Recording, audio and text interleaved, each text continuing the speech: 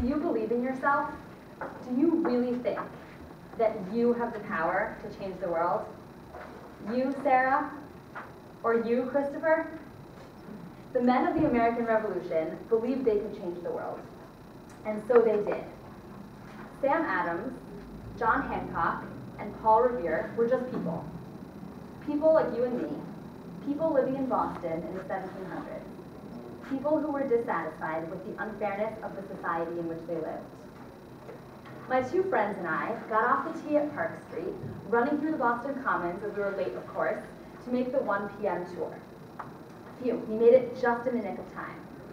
A group had gathered, and Susanna Rowson was about to share her story, guiding us along Boston's famous Freedom Trail. We stood in the Boston Commons, which I learned was founded in 1634, bundled up in our winter jackets with scarves wrapped around our necks, hats on our heads, gloves to keep our fingers warm. It was about 35 degrees out.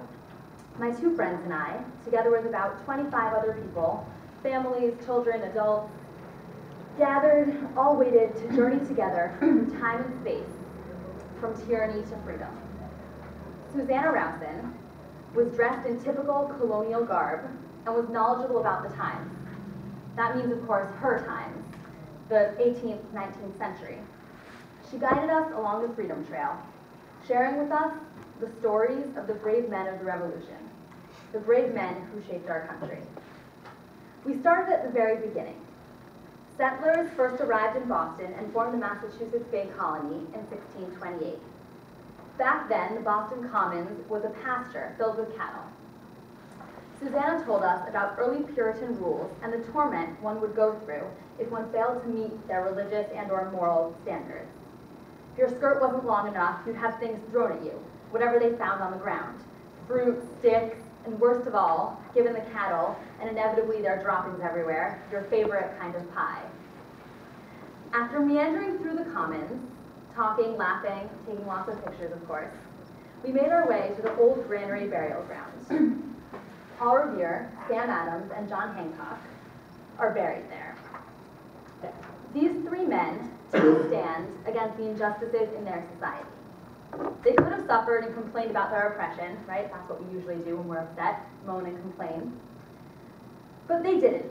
They took action. They took a stand for what they believed in and made it their mission to change things.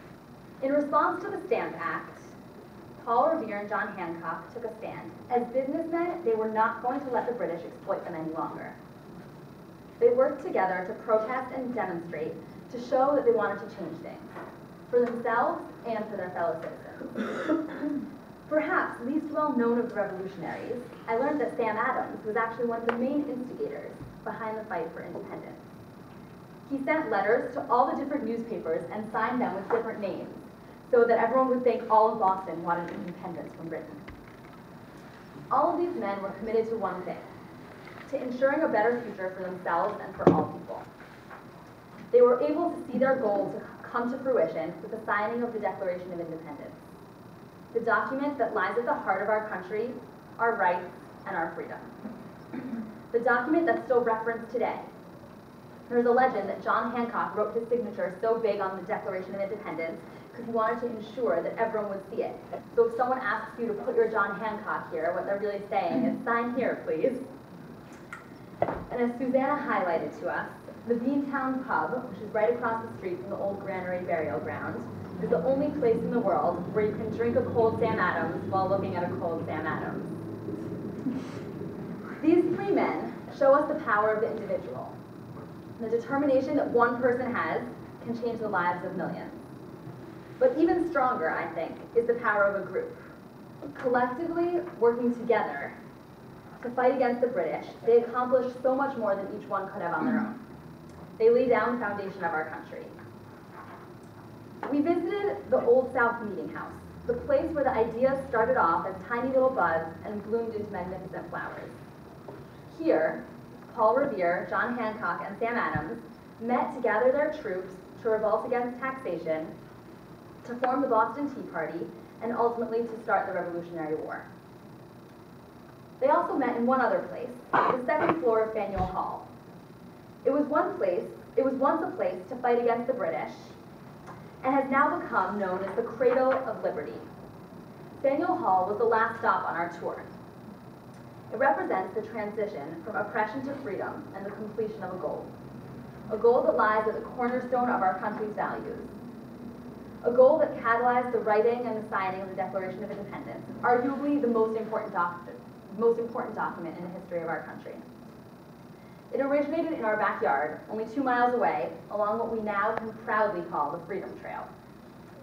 This Freedom Trail represents to me the power of an individual to catalyze change. The joint efforts of Sam Adams, John Hancock, and Paul Revere remind me that the strength of a group is even greater than the sum of its parts. The historical sites where their minds were at work and their courage triumphed urge me to take heed of my responsibilities to myself and to society. Seeing the indelible mark that they made on society compels me to act. We all have the power to fight for what we believe and to make a lasting contribution that will affect future generations. What are you going to do to make a difference?